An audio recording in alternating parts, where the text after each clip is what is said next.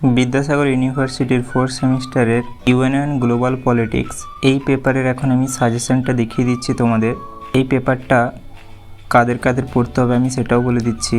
এটা তোমরা যেই সকল ছাত্রছাত্রীরা অনার্স নিয়ে পড়ছো এবং তোমাদের 4th সেমে মাইনর আছে পলিটিক্যাল সায়েন্স, তো তোমাদের এই পেপারটা পড়তে হচ্ছে।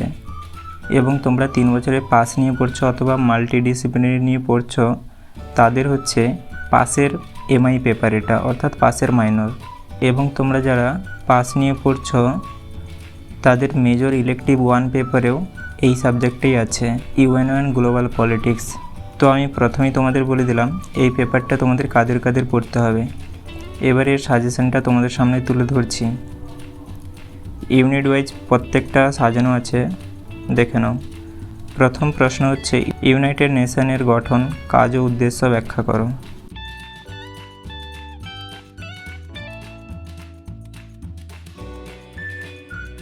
তোমাদের 2 নম্বর প্রশ্ন হচ্ছে ইউএনও প্রতিষ্ঠার পটভূমি আলোচনা করো।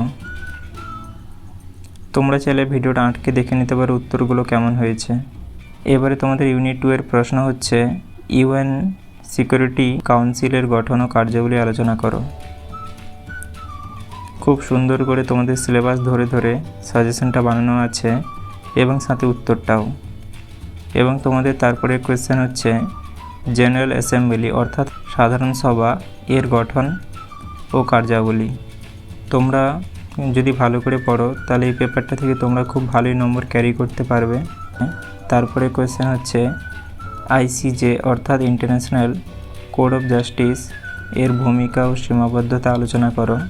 এরপরে 3 নম্বর ইউনিটের প্রশ্ন হচ্ছে WHO এর কার্যাবলী আলোচনা করো, অর্থাৎ ওয়ার্ল্ড হেলথ অর্গানাইজেশন। তোমরা যদি এই পেপারটা খুব ভালো করে পড়ো তাহলে তোমরা খুব অসাধারণ রেজাল্ট করতে পারবে, কেন কি এটা খুবই ইজি একটা সাবজেক্ট।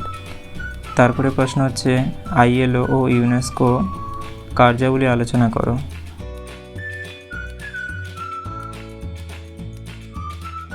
এবারে হচ্ছে ইউনিট 4, প্রথম প্রশ্ন হচ্ছে ইউএনও এর সাফল্য ও ব্যর্থতা আলোচনা করো। এখানে একটা কথা বলে দিই, এই নোটটা তোমরা যদি কেউ সংগ্রহ করতে চাও তাহলে এটা হচ্ছে একটা পেড PDF নোট। তোমরা স্ক্রিনে থাকা এই নম্বরে হোয়াটসঅ্যাপে যোগাযোগ করে নিয়ে নিতে পারো এই নোটটা। সকল প্রশ্নের খুবই সুন্দর করে উত্তর দেওয়া আছে এবং মাত্র কয়েকটাই প্রশ্ন, এর ভেতরেই তোমরা সকল প্রশ্নই কমন পেয়ে যাবে। তোমরা বিগত বছরের প্রশ্নও দেখতে পারো কেমন হয়েছে, তাও আমার এই চ্যানেলে দেওয়া আছে।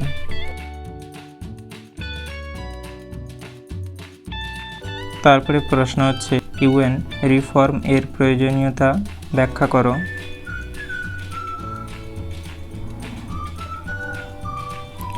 তোমাদের তারপরে প্রশ্ন হচ্ছে সিকিউরিটি কাউন্সিল রিফর্ম কেন জরুরি।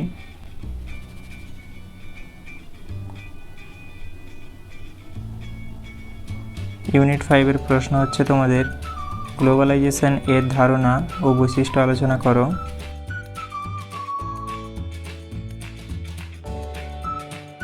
তারপরে প্রশ্ন হচ্ছে গ্লোবালাইজেশন এর ইতিবাচক ও নেতিবাচক প্রভাব বিশ্লেষণ করো।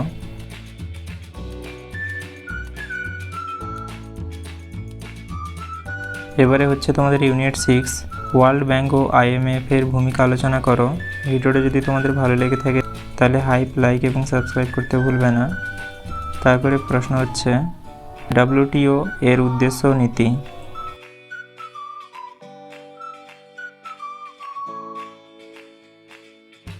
এবারে হচ্ছে তোমাদের 7 নম্বর ইউনিটের প্রশ্ন কোল্ড ওয়ার পরবর্তী ইউরোপের পরিবর্তন বিশ্লেষণ করো।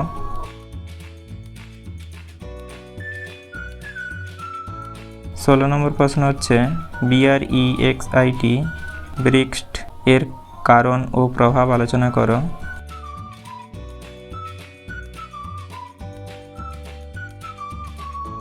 তোমাদের সর্বশেষ 8 নম্বর ইউনিটের প্রশ্ন হচ্ছে সার্কের সাফল্য ও সীমাবদ্ধতা। তারপরে হচ্ছে ব্রিক্সের গুরুত্ব। তারপরে প্রশ্ন হচ্ছে G20 এর ভূমিকা গ্লোবাল ইকোনমিতে। তোমাদের সর্বশেষ প্রশ্ন হচ্ছে এশিয়ান ও ওপেক এর তুলনামূলক আলোচনা। তোমরা চাইলে নোটটা কালেক্ট করে নিতে পারো যেমনভাবে বলেছি।